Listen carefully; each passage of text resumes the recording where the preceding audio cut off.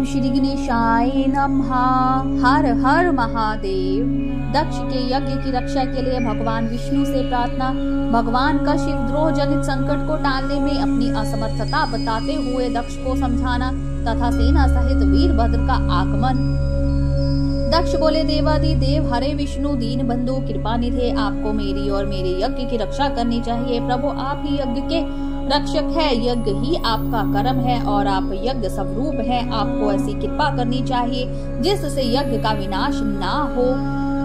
ब्रह्मा जी कहते हैं, मुनीश्वर इस तरह अनेक प्रकार से सादर प्रार्थना करके दक्ष भगवान श्री हरि के चरणों में गिर पड़े। उनका चित्त भय से व्याकुल हो रहा था।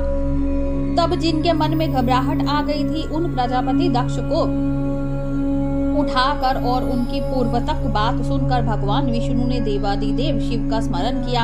अपने प्रभु एवं महान ऐश्वर्य से युक्त परमेश्वर शिव का स्मरण करके शिव तत्व के ज्ञाता श्री हरि दक्ष को समझाते हुए बोले।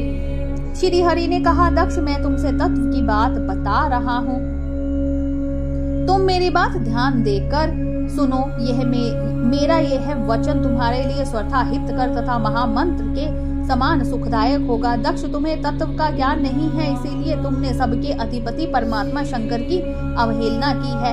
ईश्वर की अवहेलना से सारा कार्य स्वतः निष्फल हो जाता है।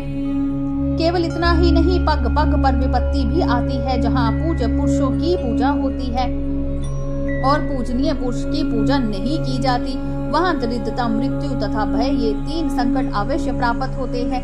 इसलिए संपूर्ण प्रयत्न से तुम्हें भगवान वृषभध्वज का सम्मान करना चाहिए। महेश्वर का अपमान करने से ही तुम्हारे ऊपर महान भय उपस्थित हुआ है।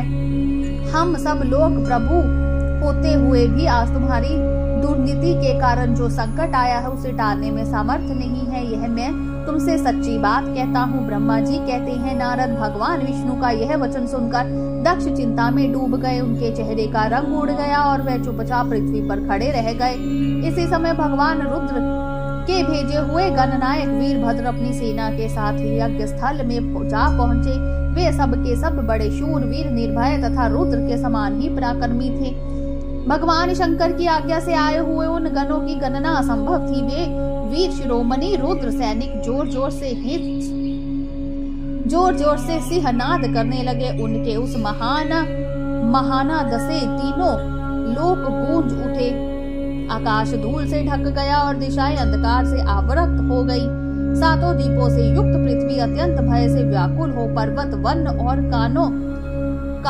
काननों सहित कांपने लगी तथा संपूर्ण समुद्र में ज्वर आ गया। इस प्रकार समस्त लोकों का विनाश करने में समर्थ उस विशाल सेना को देखकर समस्त देवता आदि चकित हो गए। सेना के उद्योग को देख दक्ष के मुंह से खून निकल आया। वे अपनी स्त्री को साथ ले भगवान विष्णु के चरणों में दंड की भांति गिर पड़े और इस प्रकार बोले। दक्ष ने कहा, विष्णु महाप्रभु, आपके बल से ही मैंने इस महान यज्ञ का आरंभ किया है।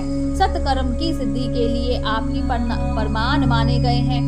विष्णु आप कर्मों के साक्षी तथा यज्ञ के प्रतिपालक है। महाप्रभु आप वेदों तक दृढ़ तथा ब्रह्मा जी के रक्षक है। अतः प्रभु आपको मेरे इस यज्ञ की रक्षा करनी चाहिए, क्योंकि आप सबके प्रभु है। ब्रह्मा जी कहते हैं, दक्ष की अत्यंत दीनता पूर्वक बात सुनकर भगवान विष्णु उस समय शिव तत्व से विमुख हुए। दक्ष को समझाने के लिए इस प्रकार बोले। श्री विष्णु ने कहा, दक्ष इसमें संदेह नहीं है कि मुझे तुम्हारे यज्ञ की रक्षा करनी चाहिए, क्योंकि धर्म परिपालन विषयक जो मेरी सत्य प्रतिज्ञा है वह स्वतः विख्यात है। परंतु दक्ष मैं जो कुछ कहता हूँ उसे तुम सुनो। इस समय अपनी क्रूरता पूर्ण बुद्धि को त्याग दो। देवताओं के क्षेत्र नैमिषारण्य में जो अद्भुत घटना घटी हुई है उसका तुम्हें स्मरण नहीं हो रहा। क्या तुम अपनी कुबुद्धि के कारण उसे भूल गए हो?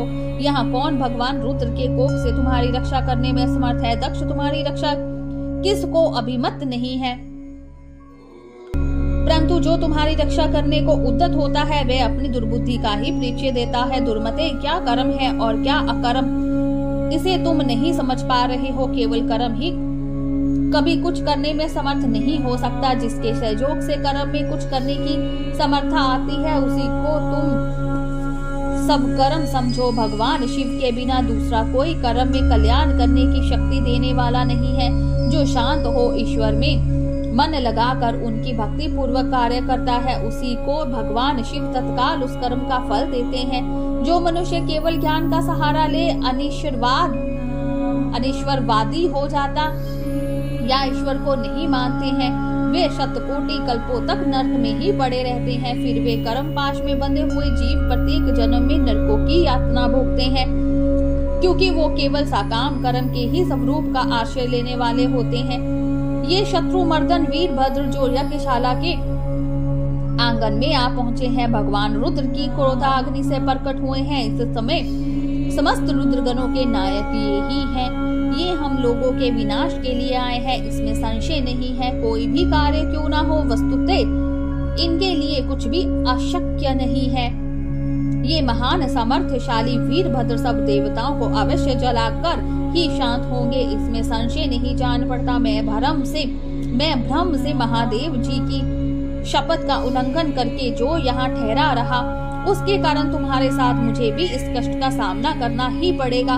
भगवान विष्णु इस प्रकार कह ही रहे थे कि वीरभद्र के साथ शिव गणों की सेना का समुद्र उमड़ आया। समस्त देवता आदि ने उसे देखा। बोलिए शंकर भगवान की जय, उमापति महादेव की जय, हर हर महादेव।